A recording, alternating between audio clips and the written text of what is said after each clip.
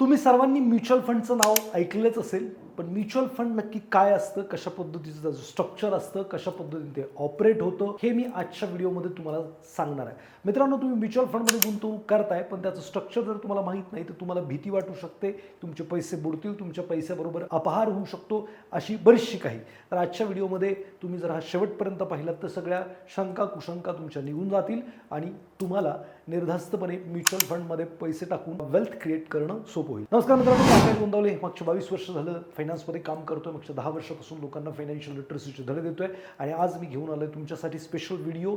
बऱ्याचशा लोकांना mutual फंडचं structure माहीत नाही आहे, ते कशा पद्धतीने ऑपरेट होतं, नक्की एकच कंपनी असते का बऱ्याचशा कंपन्या असतात, याचं रेग्युलेटरी स्ट्रक्चर काय, याच्याबद्दल कोणालाच काही माहीत नाही आहे. तर सगळ्यात महत्त्वाची गोष्ट, भारतामध्ये जो म्युच्युअल फंड कंपनी निर्माण करतो त्याला स्पॉन्सर असं म्हणतात. काय म्हणतात? स्पॉन्सर. तर हा जो स्पॉन्सर आहे, आपल्याकडे बँका किंवा NBFCs, non banking financial services, यांचेच स्पॉन्सर आहेत. त्यांचे खूप सारे कॅटेगरी आहेत, त्याच्याबद्दल मी आज डिस्कशन नाही करणार. पण स्पॉन्सरर जो असतो तो म्युच्युअल फंड ट्रस्टची निर्मिती करतो. तर स्पॉन्सरर कोण होऊ शकतं? तर ज्याचा एक्सपिरियन्स फायनान्समध्ये 10 वर्षापेक्षा जास्त आहे, त्याची कंपनी प्रॉफिट बनवते आहे, खूप साऱ्या गोष्टी आहेत त्याच्या टर्म्स कंडिशनच्या. पण भारतामध्ये मेनली जर कोण स्पॉन्सर बनतं तर बँका स्पॉन्सर आहेत, जसे की SBI आहे, ॲक्सिस बँक आहे, HDFC आहे, IDBI आहे, खूप साऱ्या बँक आहेत, युनियन आहे. तर या बँकांचे म्युच्युअल फंड आहेत. आणि दुसरं NBFC जसे की एडलवाईज आहे किंवा इंडिया इन्फोलाईन आहे, असे जे काही नॉन बँकिंग फायनान्शियल सर्व्हिसेस आहे, अशी लोक म्युच्युअल फंडची निर्मिती करू शकतात. कंपनीच्या निर्मात्याला प्रोमोटर म्हणतात आणि म्युच्युअल फंडच्या निर्मात्याला स्पॉन्सर म्हणतात. हा जो स्पॉन्सर एकदा त्यांनी म्युच्युअल फंड बनवायचं ठरवलं तर त्याला काय करावं लागतं? तर त्याला म्युच्युअल फंड ट्रस्ट बनवावं लागतं. आपल्याकडं धर्मदाय आयुक्तालयामध्ये म्युच्युअल फंडचं रजिस्ट्रेशन होतं किंवा जे काही ट्रस्टचं रजिस्ट्रेशन होतं तिकडे ते रजिस्ट्रेशन करावं लागतं. भारतामध्ये म्युच्युअल फंड हे ट्रस्ट म्हणून काम करतात. तर म्युच्युअल फंड ट्रस्टची निर्मिती झाल्यानंतर काय होतं की म्युच्युअल फंड जो ट्रस्ट आहे तो इन्व्हेस्टरकडे जातो. इन्व्हेस्टर जे काही स्कीम बनवली आहे त्याच्यामध्ये पैसे देतो आणि जे काही पैसे त्यांनी दिलेत, NAV, net asset value, face value 10 रुपये एक युनिटनी हे युनिट जे आहेत ते इन्व्हेस्टरला पास ऑन केले जातात.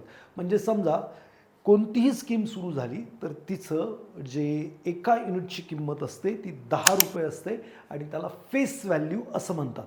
तर म्युच्युअल फंडचा NFO येतो, न्यू फंड ऑफर. आणि या न्यू फंड ऑफरमध्ये एका युनिटची किंमत ही 10 रुपये असते आणि तुम्हाला त्या प्रपोर्शनेटली तुम्ही जे काही पैसे गुंतवले त्यानुसार युनिट अलोकेट केले जातात.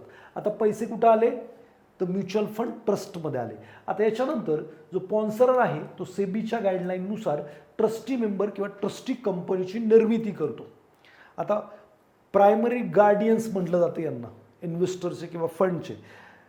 बघा, जसंही स्पॉन्सरर ट्रस्टी मेंबर किंवा ट्रस्टी कंपनी बनवतो त्याचे सर्व राईट्स हे ट्रस्टी कंपनी किंवा ट्रस्टी मेंबरकडं जातात. आणि कोणताही ट्रस्टी दुसऱ्या कोणत्याही म्युच्युअल फंडचं ट्रस्टी असू शकत नाही. खूप साऱ्या गोष्टी आहेत त्याच्यामध्ये, त्याचे टर्म्स कंडिशन्समध्ये की 2/3 हे इंडिपेंडंट डायरेक्टर असले पाहिजे, ज्याचा आणि स्पॉन्सरचा कोणत्याही पद्धतीचं रिलेशन नसलं पाहिजे. एकदा का तो एका म्युच्युअल फंड ट्रस्टचा ट्रस्टी झाला त्याच्यानंतर दुसरीकडे कुठेही कधीही ट्रस्टी होऊ शकत नाही दुसरीकडे. सो खूप सारे नॉमिनी टर्म्स अँड कंडिशन असतात.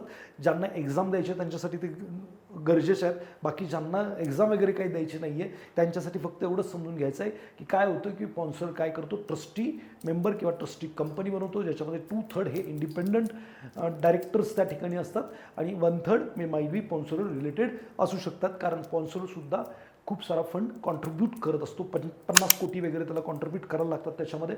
सो आता हे ट्रस्टी मेंबर आहे किंवा ट्रस्टी कंपनीची निर्मिती झाली की सेबीच्या मदतीनं ट्रस्टी मेंबर किंवा ट्रस्टी कंपनी काय करते? AMCची निर्मिती करते. त्याला आपण म्हणतो ॲसेट मॅनेजमेंट कंपनी. इकडे तुमचं फंड मॅनेजर असतो, रिस्क ॲनालिसिस टीम असते, सेक्टर ॲनालिसिस टीम असते. आणि ही लोक काय करतात? तुमच्यासाठी ॲक्च्युअल रिसर्च करतात आणि गुंतवणूक करतात. तुमचे पैसे ट्रस्टमधून त्यांच्याकडे येतात, ट्रस्टमधून ते इन्व्हेस्टमेंट केले जातात आणि जे रिसर्च करणार आहेत, जे इन्व्हेस्टमेंट करणार आहेत तुमच्या वतीनं, ती लोक AMCमध्ये असतात, ज्याला ॲसेट मॅनेजमेंट कंपनी असं आपण म्हणतो. आता ॲसेट मॅनेजमेंट कंपनी आणि ट्रस्टी मेंबर याच्यामध्ये एक ट्रस्ट डीड होते की कशा पद्धतीने कोणत्या ऑब्जेक्टिव्हसाठी स्कीम बनवली आहे, काय पर्पज असणार आहे, कसं इन्व्हेस्टमेंट स्ट्रॅटर्जी असणार आहे, ईच अँड एव्हरीथिंगची जी आहे ती ट्रस्ट डीड बनते ट्रस्टी कंपनी आणि AMCमध्ये, ॲसेट मॅनेजमेंट कंपनीमध्ये, आणि ती फॉलो करणं AMCला कंपल्सरी असतं. जर AMC जर फॉलो करत नसेल किंवा कोणत्याही कारणाने काही प्रॉब्लेम येत असेल तर ट्रस्टी कंपनी किंवा ट्रस्टी मेंबर हे ॲसेट मॅनेजमेंट कंपनी बरखास्त करू शकतात सेबीच्या परमिशननी आणि नवीन ॲड ऑन करू शकतात. याच्यामध्ये स्पॉन्सरचा कोणताही रोल येत नाही शक्यतो. सो हे जे आहेत ॲसेट मॅनेजमेंट कंपनी बनवण्याचा किंवा डिस्ट्रॉय करण्याचा किंवा काही करण्याचा जो राईट आहे तो ट्रस्टी मेंबर किंवा ट्रस्टी कंपनीला असतो.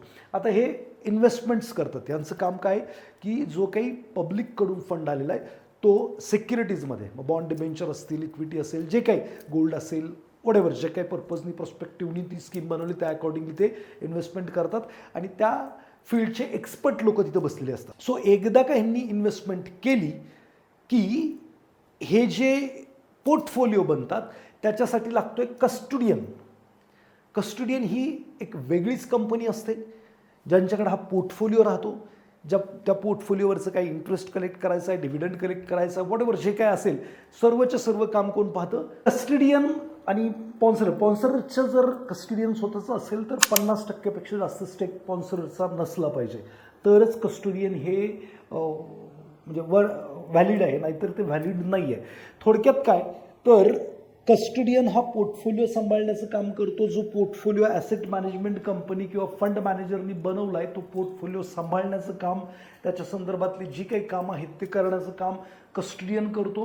त्याच्यानंतर येतो रजिस्ट्रार. रजिस्ट्रार जो आहे तो काय करतो की तुमचे जे काही फॉर्म्स आहेत त्याचं जे तुम्ही किती पैसे गुंतवले, तुमचा ॲड्रेस काय, तुमचा फोन नंबर काय, तुम्ही कुठे राहता, तुमचे युनिट्स किती, त्याचं आता करंट व्हॅल्यू काय, हे सगळं जे काही लेखाजोखा ठेवण्याचं जे काम आहे तो रजिस्टर करतो. थोडक्यात ही सिस्टम कशी काम करते हे जर तुम्हाला जाणून घ्यायचं आहे तर या सगळ्या वेगवेगळ्या कंपन्या आहेत. उदाहरणादाखल मी आता जर तुम्हाला सांगायचं म्हटलं तर आपण काय करतो की म्युच्युअल फंडला फॉर्म प्रोसीड करतो, तर इन्व्हेस्टरचा जो फॉर्म आहे तो रजिस्ट्रारकडे येतो. रजिस्ट्रार त्याचा ॲड्रेस, पत्ता, फोन नंबर सगळं काही स्वतःकडे नोंद ठेवतो आणि जे काही चेक दिलेला आहे तो म्युच्युअल फंड जे ट्रस्ट आहे त्याच्यामध्ये भरतो. आता म्युच्युअल फंडच्या ट्रस्टमध्ये पैसे जमा झाले की ते ट्रस्टमधून AMCच्या माध्यमातून, ॲसेट मॅनेजमेंटच्या माध्यमातून पोर्टफोलिओमध्ये इन्व्हेस्टमेंट केले जातात. पोर्टफोलिओ बनवला जातो. पोर्टफोलिओ बनल्यानंतर हा जो पोर्टफोलिओ स्टॉकचा असेल, कशाचाही असेल, तो पूर्णपणे हँडल करण्यासाठी कोणाकडे येतो किंवा ताब्यात कोणाच्या येतो? कस्टोडियनच्या. उद्या जरी ॲसेट मॅनेजमेंट कंपनीने एखादा स्टॉक विकला किंवा काय झालं तर कस्टोडियन माल विकून टाकेल मार्केटला आणि पैसे जमा करून टाकेल म्युच्युअल फंड ट्रस्टमध्ये. तर अशा पद्धतीने ही सायकल ही चालू राहते. यांचं काम फक्त रिसर्च करणं AMCचं आणि चांगल्या जे काही प्रॉस्पेक्टिव्ह आहे स्कीमचा त्यानुसार गुंतवणूक करणं आणि यांच्यावरती देखरेख करायचं काम किंवा प्रश्न विचारण्याचं काम हे जे आहे ते कोणाचं आहे? ट्रस्टी मेंबर्स आहे. ट्रस्टी मेंबरला प्रायमरी गार्डियन मानलं जातं फंडचं किंवा इन्व्हेस्टरचं. त्यांना गार्ड करणं, त्यांना सांभाळणं हे काम कोणाचं आहे? तर ते आहे ट्रस्टी मेंबरचं. आणि या ट्रस्टी मेंबरला मात्र कोण कोण उत्तर द्यावं लागतं, कोणाकोणाला उत्तर द्यावं लागतं किंवा काय रेग्युलेटरी सिस्टम आहे. तर जर AMC बँक रिलेटेड असेल तर त्यांना सेबीला तर बोललं द्यावंच लागतं, सिक्युरिटी एक्सचेंज बोर्ड ऑफ इंडियाला पण रिपोर्टिंग करायला लागतं. त्याचबरोबर RBI, त्याचबरोबर ROC, रजिस्टर ऑफ कंपनी, सॅट आहे, परत मिनिस्ट्री ऑफ फायनान्स, अशा सगळ्यांना धर्मदाय आयुक्तालय, सगळ्यांना दर क्वार्टरली जे काही फंडचं लेखाजोखा काय वाढलंय, कमी झालंय, काय परिस्थिती, ईच अँड एव्हरीथिंग किंवा स्पॉन्सरर आहे यांना सुद्धा रिपोर्टिंग करायला लागतं. कोणाला? कस्टोडियन ट्रस्टी मेंबरला. ट्रस्टी मेंबर हे सगळ्यांना अँसरेबल आहेत किंवा उत्तर देणं, आणि AMC मात्र रिपोर्ट करणार कोणाला, फक्त आणि फक्त ट्रस्टी मेंबरला किंवा ट्रस्टी कंपनीला. अशा पद्धतीचं हे स्ट्रक्चर आहे.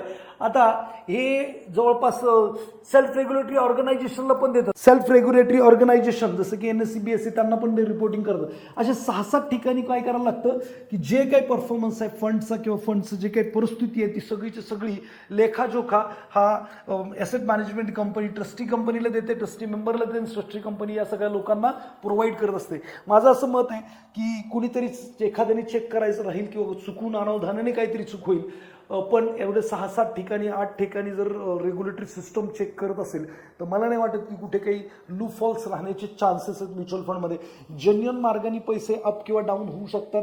इन्व्हेस्टमेंट ह्युमन एररमुळे कमी जास्त होऊ शकतात, तो काही अडचणीचा विषय नाही आहे. पण इकडे बऱ्यापैकी एवढ्या काही प्रिकॉशन्स आहेत की तुमच्या पैशाबरोबर खेळ केला जाऊ शकत नाही असं या सगळ्या सिस्टमवरून तरी दिसतं. त्याच्यामुळे म्युच्युअल फंडमध्ये इन्व्हेस्टमेंट जर तुम्ही करत असाल तर तुम्ही निर्धास्तपणे इन्व्हेस्टमेंट करायला हरकत नाही. मार्केटची व्हॉलॅटिलिटी मात्र तुम्हाला इकडे बघायला मिळू शकते.